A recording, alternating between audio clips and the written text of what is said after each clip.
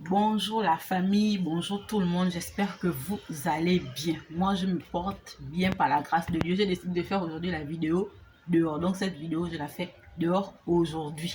Donc désolé si vous entendez le bruit autour, c'est parce que je suis dehors. Voilà, donc aujourd'hui je vais vous raconter une histoire qui m'a choquée, qui m'a troublée, qui m'a énormément blessée. C'est triste. C'est triste vraiment lorsque l'homme décide de se laisser utiliser par le diable, l'homme avec grand H bien sûr. Quand un homme décide de se laisser influencer par le diable, c'est compliqué. C'est vraiment compliqué.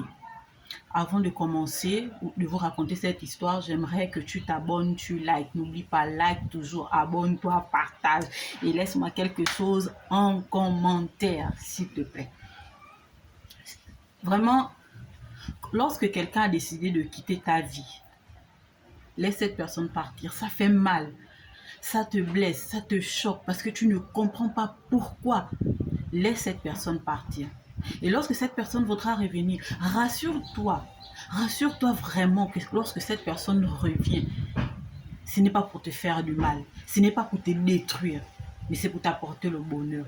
Parce que ce ne sont pas toutes les personnes qui sortent de ta vie ou de nos vies qui reviennent avec les bonnes intentions. Pour la petite histoire, il s'agit d'une dame qui avait sa vie paisible. C'était pas le haut niveau de la vie, le haut standing, non. Elle avait sa petite vie bien. Elle ne devait rien à personne jusqu'à ce qu'elle fasse la rencontre d'un homme. Les choses se sont passées, oui, ils ont fini par vivre ensemble. Et Dieu faisant, la dame tombe enceinte. Elle voit le monsieur, elle dit au monsieur, je suis enceinte. Le monsieur réagit bizarrement. En tout cas, il montre son mécontentement car il n'est pas d'accord pour cette grossesse. Et la femme avait constaté que le monsieur se comportait maintenant bizarrement dans la maison. Donc, qu'est-ce qu'elle avait fait? Elle avait décidé de rentrer en famille. Arrivée en famille, elle s'est dit, cet enfant a quand même un père. Il est mieux que je reste en contact avec lui. Donc, à chaque fois, elle appelait, mais le monsieur ne prenait pas ses appels jusqu'à ce qu'elle abandonne. Dieu faisant, la femme a accouché dans de bonnes conditions et elle a eu à ouvrir une bonne petite activité. Elle ouvre sa petite activité, c'est bien vu. Et voilà comment le monsieur refait surface dans la vie de la femme. Eh bien, ils ont eu à faire ce qu'il fallait faire, et bien, ils ont repris. Et un jour, le monsieur décide d'aller dormir chez la femme. C'est compliqué.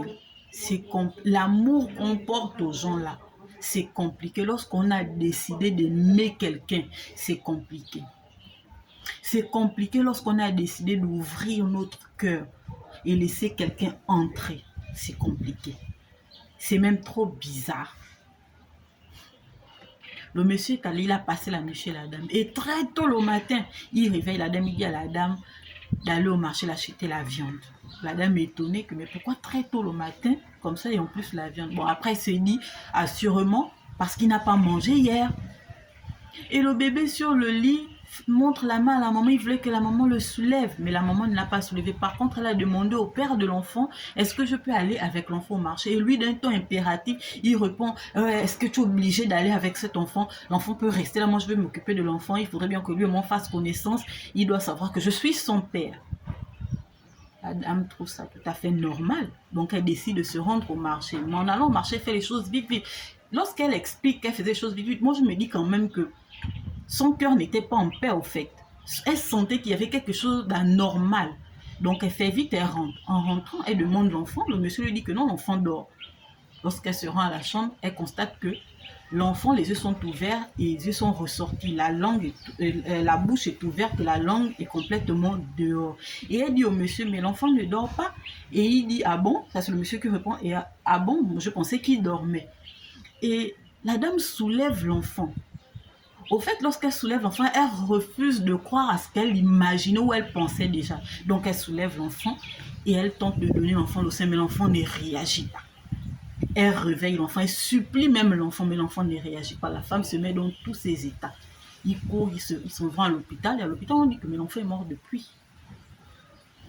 Et lorsque la femme explique les faits, du coup, on fait venir la police qui arrête le monsieur qui était censé faire 7 jours en cellule. Mais il n'a pas fait les 7 jours, il a fait plutôt 3 jours. Quand on demande au médecin qu'est-ce qui s'est passé, le médecin dit l'enfant a été étranglé. Après, il dit à la dame, je vais faire l'autopsie et je vous reviens. Ils font l'autopsie et quand les parents de l'enfant, la mère et les parents de la dame retournent chez le médecin ne répond à aucune question qui lui est posée par rapport à la situation. Après multiples questions, tout ce que le monsieur trouve à dire, le médecin trouve à dire, c'est que on va devoir refaire l'autopsie et on va vous appeler à nouveau. Et jusqu'à présent, il n'a jamais appelé la dame et sa famille. Le conseil que je veux donner à quelqu'un, ou que je veux nous donner, c'est que lorsque quelqu'un est parti, et que la personne décide de revenir, veillez à ce que cette personne revienne avec des bonnes intentions. Ce ne sont pas toutes les personnes qui partent et reviennent avec des bonnes intentions. Aujourd'hui, cette femme pour dormir, elle prend les cachets. Lorsque cette femme s'en va au marché, lorsqu'elle fait une sortie et qu'elle voit d'autres femmes avec leurs enfants, elle est en larmes. Vous voyez combien de fois la vie est compliquée, la vie est bizarre parce qu'on ne sait pas à qui on a affaire. Tu as pu faire des années avec quelqu'un. Tu as donné ou tu as ouvert ton cœur à une personne, mais tu ne sais pas que c'est le démon qui est avec toi dans la maison. L'être humain est méchant. Le conseil que je veux nous donner, c'est lorsque quelqu'un décide de sortir de ta vie, ça fait mal. Ça fait mal, vraiment, ça fait mal. Tu te demandes pourquoi cette personne est obligée de partir. Mais laisse cette personne partir. Et lorsque cette personne décide de revenir, rassure-toi que cette personne aussi revient avec les bonnes intentions. Parce qu'on ne sait pas qui est qui. On ne sait pas qui est qui.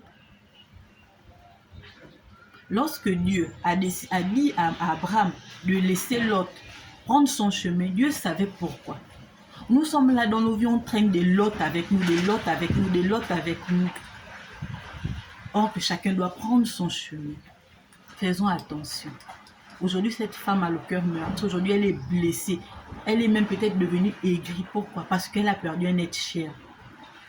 Elle n'en revient pas. Elle se demande qu'est-ce qui s'est passé. Pourquoi ça? Pourquoi c'est à elle? Veillons sur nos cœurs. Veillons sur nous. Veillons sur nos vies. Ne laissons pas n'importe qui entrer dans nos vies. Ne laissons pas n'importe qui entrer dans nos vies. Ne donnons pas nos sentiments à n'importe qui. Parce que l'être humain est méchant. L'être humain est mauvais.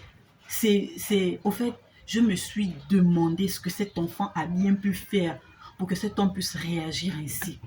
Il n'a rien demandé. Mais aujourd'hui, il se retrouve, comme on dit, 6 pieds sous terre. Pourquoi? À cause peut-être d'une haine que le père avait. Le bonheur de quelqu'un fait le malheur de quelqu'un.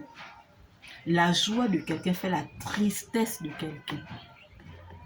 Dis-toi que lorsque toi tu es en joie là, assurément il y a quelqu'un qui est en malheur. Pourquoi? Parce qu'il a mal du fait que toi tu sois en joie, que tu sois dans le bonheur. Il a mal, donc du coup lui il est malheureux. Mais une fois toi tu es malheureux ou malheureuse, lui il est en joie. Pour lui c'est le bonheur, il peut même fêter. Faisons attention. Prions chaque jour. Prions pour nos cœurs. Prions pour les personnes qui rentrent et sortent de nos vies. Prions parce qu'on ne sait pas à qui nous avons affaire. Même la personne qui a fait des années à tes côtés peut te montrer une facette de sa personne que tu ne pouvais pas imaginer.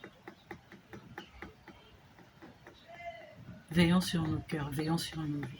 C'était ça l'histoire que je voulais vous raconter aujourd'hui. Moi, ça m'a énormément blessée, ça m'a beaucoup attristé, vraiment attristé.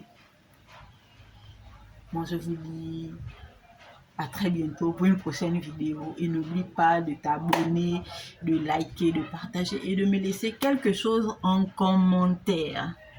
Sur ce, je vous fais un gros bisou et je vous dis à la prochaine.